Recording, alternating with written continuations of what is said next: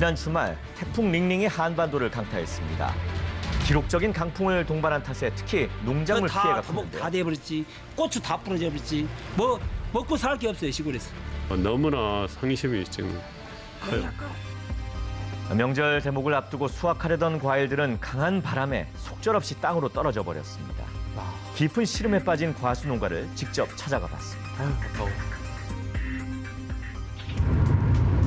거센 비바람을 몰고 왔던 태풍 링링이 지나가고 바로 다음 날인 지난 일요일 농촌 마을 곳곳에는 태풍이 핥히고 간 흔적들이 고스란히 남아 있었는데요.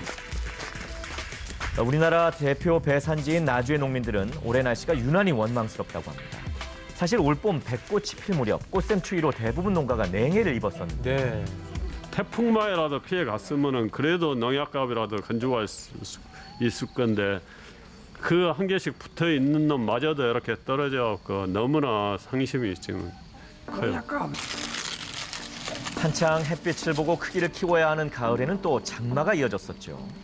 맛이 덜 들어서 또 딸 수가 없어요. 이거 신고가 앞으로도 한 20일 정도는 있어야 수확의 제철이라고 이렇게 봐야 될 거예요. 조금이라도 상품성을 높이기 위해 수확을 미뤄뒀던 건데 아예 상품 가치를 상실해버렸습니다. 낼 수가 없다 이거야. 솔직히 내 양심적. 그러면 탁 떨어질 때 지금은 몰라도 여속이라도 골병 들었다 이거야. 얼병 들었어. 그래서 내가 안 주는 거야. 그래서 하나도 안 써. 무엇보다 떨어진 과일은 썩기 전에 서둘러 치워야 병해충 등의 2차 피해를 최소화할 수 있다는데요. 수확의 기쁨은커녕 당장 떨어진 과일을 수습하는 일이 더 걱정입니다. 우리가 배기 짜서 우리가 먹으려고요. 마음이 안 좋죠. 아이고 힘들어서 하고 들 것 다 들어갔고. 인력 자석 키우듯이 키우죠. 넘어져갖고 그놈 그러고 그럼 약들이고 인부대 들어가고 이러고 떨어져 보면은 팔아먹을 것이 없대. 팔아먹을 것이 돈이 안 나와. 자, 다음으로 찾아간 곳은 전남 곡성의 옥과면입니다. 이곳은 추석 무렵에 수확하는 사과 품종 홍로 재배지입니다. 홍로는 일반적으로 추석 전에 따서 제수용, 선물용으로 판매되는데요. 하지만 올해는 유난히 수확이 늦어졌다고 합니다. 보십시오. 색이 안 나서 이 모양입니다. 누가 이런 사과를 먹겠어요.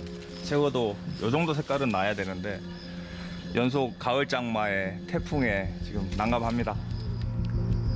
쨍쨍한 가을볕을 3일 정도만 충분히 받았다면 사과가 먹음직스럽게 익었을 거라는 얘기인데요. 한쪽에는 색깔이 나고 한쪽에는 안 났지 않습니까? 이걸 기다리는 거예요. 이걸 반사핀 깔아서 수확을 못하고 기다리고 있었던 도중에 태풍이 와버리는 거죠. 추석 대목도 포기하고 제대로 연글기만을 기다리던 중이라 더욱 속이 상합니다. 반장 아버님 참아. 이렇게 좋은 사과들이 이 색깔이 안 나가지고 조금 며칠만 있어가고 되는데 이 깨져갖고 이 쓰겠습니까? 우밭에서 낙심할 시간도 없습니다. 떨어진 사과를 처리하는 게 우선인데요. 빨리 치우지 않으면은 여기서 다시 곰팡이 같은 병이 생겨서 남아 있는 놈까지도 활용을 못하게 되죠. 더욱 안타까운 것은 눈앞에 보이는 피해가 전부가 아니라는 겁니다. 한번 이렇게 강풍이 휩쓸고 가면 나무에 달려있는 과일도 성장을 멈추는 경우가 있기 때문입니다. 이렇게 잎이 위를 보고 이렇게 있는 부분은 옆면 뒷부분이 보이기 때문에 광합성 작용을 하는데 상당히 애로가 있게 됩니다. 바람에 극심한 스트레스를 받은 상황이고 앞으로 생육에도 막대한 영향을 미칠 뿐더러 내년 작황까지도 영향을 미치게 됩니다. 태풍 피해의 여파가 단지 올해로 끝날 일이 아니란 건데요. 그래서 한 네. 3, 4년 이시야 회복이 돼요. 이렇게 넘어가 보니까.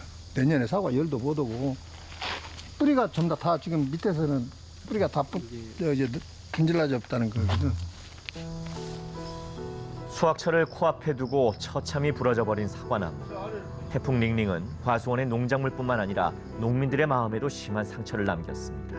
뿌리가 다 상해가지고 회복이 되려면 13년 된 성목인데 회복시키려면 힘들죠. 그리고 회복하려면 힘들어. 자, 그렇다면 차례상에 빠지지 않는 과일 중 하나이자 가을을 대표하는 열매인 햇밥 농가의 사정은 어떨까요? 이게 다 큰 송이가. 역시나 이곳도 상황은 마찬가지. 나무에 달린 밤송이보다 바닥에 떨어진 밤송이가 더 많아 보이는데요. 이런 것들이 네. 예? 이렇게 큰 건 떨어지고 이런 것만 나오는 거예요. 수확 직전에 밤송이 피해가 컸습니다. 근데 저 중에도 이제 뭐가 또 있냐면 이 꼭지 부분이 바람을 많이 타다 보니까 꼭지 부분이 막 돌아간다고. 그러면은 지금 달려 있는 밤들도 시원찮은 것들이 있다고 봐야지. 태풍이 핥히고 지나간 자리마다 큼직큼직한 생채기가 남아 있습니다. 추석 대목을 앞두고 불어닥친 야속한 태풍에 한해 농사를 망친 농부는 망연자실할 수밖에 없는데요. 좀 심각해요, 솔직히. 예. 올해 이제 나름대로 비도 잘 오고 그래가지고 더 농사가 좀 잘 됐다 이렇게 생각을 했었는데 이렇게 되고 보니까 이루 말할 수 없지 뭐. 농가 사정이 이렇다 보니 농협 수매장에 들어오는 햇밤 물량도 턱없이 부족한 상황입니다. 미리 나와서 많이 풀렸어야 되는데 이제 인저 나오기 때문에 이제 햇밤을 시장에서 풀리기는 좀 어려운 상황이다. 햇밤이 그러면 거의 몇 퍼센트, 한 10%? 안 되는 그조차도 안 될 것 같습니다. 그조차도 안 되는 네. 자, 마지막으로 찾은 곳은 충남 보은의 한 대추 농장입니다. 추석 연휴를 사흘 앞두고도 대추나무는 푸른 빛으로 가득했는데요. 네. 일반적으로 대추 수확 시기는 10월 중순으로 추석보다 앞선 경우가 별로 없지만 올해는 더욱 심각합니다.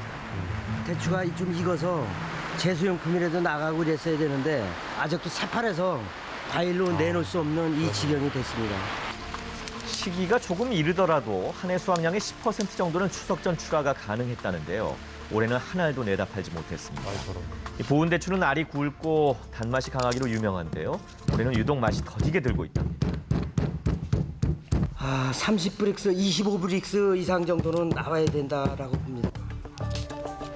보은 대추의 출하 가능 당도 기준은 평균 30브릭스입니다. 근데 9.4브릭스면 수확 시기까지 한 달 정도 남았다고 하더라도 예년에 비해서 당도가 턱없이 낮은 거죠. 지금부터라도 대추가 잘 익을 수 있도록 날씨가 도와주길 바랄 따름입니다. 한철 한 시기에만 먹을 수 있는 이 대추인데 지금 현실은 익질 않고 일하고 있기 때문에 추석에 어느 정도 소비가 돼야 되는데 전혀 안 된 관계로 농촌의 실정은 참으로 어려운 실정입니다. 수확의 기쁨을 누려야 할 한가위를 앞두고 불어닥친 태풍 피해로 깊은 시름에 빠진 농민들. 그들에게 위로가 될 수 있는 관심과 응원이 필요합니다. 근데 소비자분들이 좀 많이 남은 밤에도 많이 사주셔가지고서 농가에 도움이 될 수 있으면 좋겠습니다. 아직 사과들은 남아 있으니까 더 빨갛게 잘 가꿔서 색깔 내서 좋은 고객들 맞아가도록 더 열심히 노력하겠습니다. 우리 농민분들 힘낼 수 있도록 우리가 또 우리 농산물 많이 이용해야겠습니다.